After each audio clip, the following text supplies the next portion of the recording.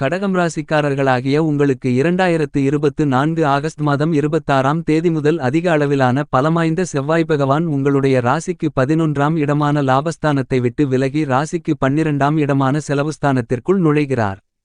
உங்களுடைய கடகம் ராசிக்கு மிகவும் சகாயமானவராக செவ்வாய் திகழ்கிறார். ஏனெனில் உங்களுடைய ராசியின் அதிபதியாக இருக்கக்கூடிய சந்திர பகவானை நட்புகிரகமாக செவ்வாய் பார்க்கிறார். எனவே உங்களுடைய ராசிக்கு மிகவும் சகாயமான செவ்வாய் பகவான் ராசிக்கு 11ஆம் இடமான லாபஸ்தானத்திலிருந்து ராசிக்கு 12ஆம் இடமான செலவுஸ்தானத்திற்கு சென்று பலப்படுத்துவதால் இந்த காலகட்டத்தில் உங்களுக்கு இருந்து கொண்டிருக்கின்ற வீண்விரய செலவுகள் அனைத்தும் சுபச்செலவுகளாக மாறும். அதாவது உங்களுடைய பணங்களை நீங்கள் வீடு, நிலம், சொத்து, வண்டி, வாகனங்கள், வீட்டுமனை, தங்கம், வெள்ளி போன்ற ஆபரணங்கள், வண்டிவாகனங்கள், வீட்டுக்கு தேவையான பொருள்கள் என மேலும் பல அசையும் அசையா சொத்துக்களை வாங்கி சேமித்துக் கொள்வதற்கான யோகங்கள் நிறைந்து கிடைக்கிறது என்பது மட்டுமில்லாமல் மேலும் பல பிரம்மாண்டமான அதிரடியான மாற்றங்களை இந்த செவ்வாய் பகவான் உங்களுக்கு ஏற்படுத்திக் கொடுக்கிறார். நவக்கிரகங்களிலேயே வலிமை வாய்ந்த சனி முழுமையான சுபகிரகமான தோஷமற்ற கிரகமான குருவிற்கு அடுத்தபடியாக சிறப்பு பார்வைகள் உண்டு என்றால் அது கண்டிப்பாக செவ்வாய்க்கு மட்டும்தான். செவ்வாய் பார்க்கின்ற இடத்தின் காரகத்துவங்களை வேகப்படுத்துவார் மட்டுமில்லாமல் ஜெயமாக்குவார். இப்படிப்பட்ட செவ்வாய் பகவான் உங்களுடைய ராசிக்கு 12ஆம் இடமான செலவுஸ்தானத்திற்குள் சஞ்சரித்துக் கொண்டு மிக அபரிவிதமான நன்மைகளை கொடுக்கக்கூடிய ராசிக்கு 3, 6, 7 போன்ற இடங்களை பலமாக பார்க்கிறார் என்பது மட்டுமில்லாமல் உங்களுடைய ராசிக்கு 6ஆம் இடமான ரணம், ருணம், ரோகம், சத்ருஸ்தானத்தை மிகவும் பலமாக செவ்வாய் பகவான் பார்வையிடுகிறார். எனவே பல்வேறு விதங்களில் நீங்கள் சந்தித்துக் கொண்டிருக்கின்ற சிரமங்கள், சிக்கல்கள், தாமதங்கள், தடைகள் அனைத்தும் நீங்குவதற்கான நல்லபல அதிர்ஷ்ட சந்தர்ப்பங்களும் யோகங்களும் உருவாகிறது. கடன் சார்ந்த தொல்லைகள், தொந்தரவுகள் உள்ளிட்ட பல்வேறு விதங்களான சிக்கல்கள் நீங்குவதற்கான யோகங்களும் உண்டு. உங்களுடைய 6ஆம் இடமான சத்ருஸ்தானத்தை செவ்வாய் பகவான் தன்னுடைய பார்வையால் பலப்படுத்துவதால் அந்த இடத்திற்கான பாதிப்புகள் பெருமளவில் குறைகிறது. எனவே நீங்கள் எதிர்பார்க்கக்கூடிய பொருளாதார ரீதியான சிரமங்கள், மறைமுகமாக சந்தித்துக் கொண்டிருக்கின்ற சிரமங்கள், சிக்கல்கள் அகலும். இதுவரையில் உங்களுக்கு இருந்து கொண்டிருக்கின்ற உடல் உபாதைகள், தீராத நோய்கள் போன்ற ஆரோக்கிய தொல்லைகள் விலகுவதற்கான வாய்ப்புகளும் யோகங்களும் உண்டு. குறிப்பாக செவ்வாய் பகவானின் சுபபார்வை உங்களுடைய ராசிக்கு 3ஆம் இடமான தைரிய, வீரிய, வெற்றி, சகாயஸ்தானத்திற்கு கிடைப்பதால் இந்த காலகட்டத்தில் திருமணம் உள்ளிட்ட பல்வேறு விதங்களான சுபகாரிய பேச்சுவார்த்தைகள் மிகப்பெரிய அளவில் வெற்றிகரமாக கைகூடுவதற்கான வாய்ப்புகளும் யோகங்களும் உண்டு. இதுவரையில் நீங்கள் சந்தித்துக் கொண்டிருக்கக்கூடிய பல்வேறு விதங்களான சுபவிசேஷ காரியங்களில் இருக்கக்கூடிய சிரமங்கள், தடைகள், தாமதங்கள், பிரச்சனைகள் நீங்குவதற்கான யோகங்களும் உண்டு. நீங்கள் எதிர்பார்த்து காத்துக் கொண்டிருக்கின்றபடி நன்மைகளும் முன்னேற்றங்களும் வளர்ச்சிகளும் மன மகிழ்ச்சியும் மிகச்சிறப்பாக செவ்வாய் பகவானால் ஏற்படக்கூடிய விதத்தில் குடும்பம் ரீதியான சூழ்நிலைகள் அமைவதற்கான முதல் தர அதிர்ஷ்டயோகம் கடகம் ராசிக்காரர்களாகிய உங்களுக்கு மிகவும் பலமாக கிடைக்கக்கூடிய மிகச்சிறந்த காலகட்டமாக இந்த செவ்வாய் பெயர்ச்சி காலகட்டம் கருதப்படுகிறது. எனவே நீண்ட காலங்களாக எதிர்பார்த்து காத்துக் கொண்டிருக்கக்கூடிய நல்ல வாய்ப்புகள் மிகவும் அதீதமாக வெற்றிகரமாக அமைவதற்கான அருமையான அதிர்ஷ்டயோகங்கள் கண்டிப்பாக கடகம் ராசிக்காரர்களாகிய உங்களுக்கு இந்த செவ்வாய் பெயர்ச்சி காரணமாக நிறைந்து கிடைக்கிறது. உங்களுடைய ராசிக்கு 12ஆம் இடமான விரயஸ்தானம் பலப்பட்டாலும் உங்களுடைய வீண்விரய செலவுகள் அனைத்தும் சுபவிரய செலவுகளாக மாறுவதற்கான வாய்ப்புகளும் யோகங்களும் பலமாக கிடைக்கிறது என்பதை செவ்வாய் துல்லியமாக தெளிவுபடுத்துகிறார். ஏனெனில் செவ்வாய் பகவான் தன்னுடைய அஷ்டம பார்வையால் 8ஆம் பார்வையால் உங்களுடைய ராசிக்கு 7ஆம் இடமான சப்தமஸ்தானத்தை பலமாக பார்வையிடுகிறார். எனவே இந்த காலகட்டத்தில் உங்களுடைய ராசிக்கு 7ஆம் இடமான களஸ்திரஸ்தானம் பலம் பெறுவதால் கடகம் ராசிக்காரர்களாகிய உங்களுக்கு விரய செலவுகளை சுபவிரய செலவுகளாக நிறைந்து பெறுவதற்கான முதல் தர அதிர்ஷ்டயோகங்கள் நிறைந்து கிடைக்கிறது. அதிலும் குறிப்பாக அனாவசிய ஆடம்பர செலவுகள் கட்டுக்குள் வரும்.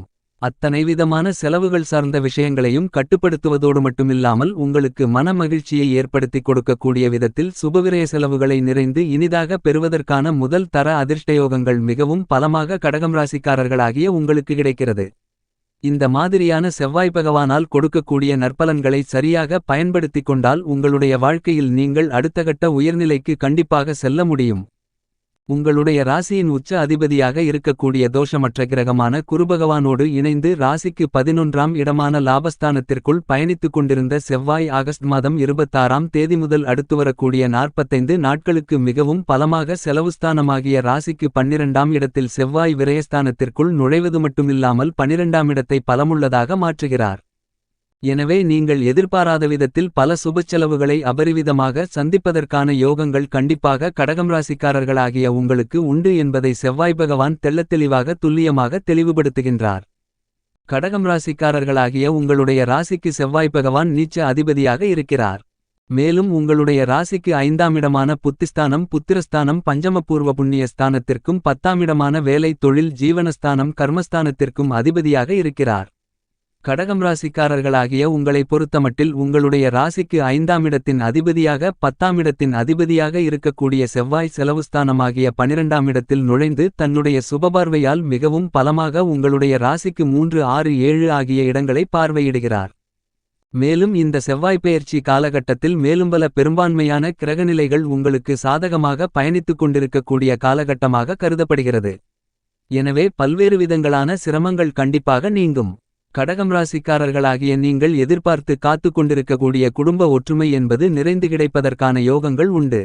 இந்த காலகட்டத்தில் கடகம் ராசிக்காரர்களாகிய உங்களுடைய குடும்ப சூழ்நிலையை பொறுத்தமட்டில் உங்களுடைய ராசிக்கு ராஜயோகாதிபதியாக இருக்கக்கூடிய குருபகவான் ராசிக்கு 11ஆம் இடமான லாபஸ்தானத்திற்குள் அற்புதமான அருமையான நல்லபல அதிர்ஷ்டங்களை அள்ளிக் கொடுக்கக்கூடிய விதத்தில் சஞ்சரித்துக் கொண்டிருக்கிறார் என்பது மட்டுமில்லாமல் செவ்வாய் பகவான் விரயஸ்தானத்திற்குள் நுழைந்தாலும் கூட சுபவிரயங்கள் நீங்கள் நினைத்ததை விட மிகப்பெரிய அளவில் வரவேற்கத்தக்க ஒன்றாக அமைகிறது. பல்வேறு விதங்களில் இருந்து கொண்டிருக்கின்ற குடும்பம் ரீதியான பிரச்சனைகள் ஒருவருக்கு மாறி மாறி ஏற்பட்டு கொண்டிருந்த நிலையில் நல்லபல அதிர்ஷ்டமாறுதல்கள் கண்டிப்பாக கிடைப்பதற்கான சூழ்நிலைகள் உண்டு. எதிர்பாராத இடத்திலிருந்து உதவிகள் இந்த காலகட்டத்தில் உங்களுக்கு மிகவும் சிறப்பாக கிடைக்கும். குடும்ப நலன் சார்ந்த முடிவுகளை இந்த காலகட்டத்தில் சிறப்பாக எடுப்பதற்கான யோகங்கள் பலமாக உண்டு. செவ்வாய் பகவான் ராசிக்கு 3 6 9 11 போன்ற இடங்களில் சஞ்சரிக்கும்போது நல்ல பலன்களை வாரி வழங்குவார். அதே சமயத்தில் ஜென்மத்திலும் அஷ்டமத்திலும் சஞ்சரிக்கும்போது சற்று விழிப்புணர்வுடன் இருக்க வேண்டும். மற்ற இடங்களில் நடுநிலையான பலன்கள் கிடைக்கும்.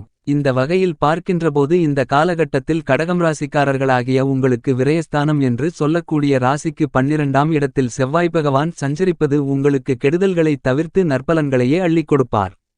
இந்த காலகட்டத்தில் நீங்கள் மேற்கொள்ளக்கூடிய எல்லாவிதமான பணிகளிலும் உங்களுக்கு நிதானமும் பொறுமையும் மதிநுட்பமும் நிறைந்து கிடைப்பதற்கான யோகங்களை செவ்வாய் அள்ளிக் கொடுக்கிறார். இந்த காலகட்டத்தில் உங்களுடைய ராசிக்கு 8ஆம் இடத்தில் சனிபகவான் ஆட்சிபலம் பெற்று வக்ரநிலையில் சுபபலத்துடன் சஞ்சரித்துக் கொண்டிருக்கிறார்.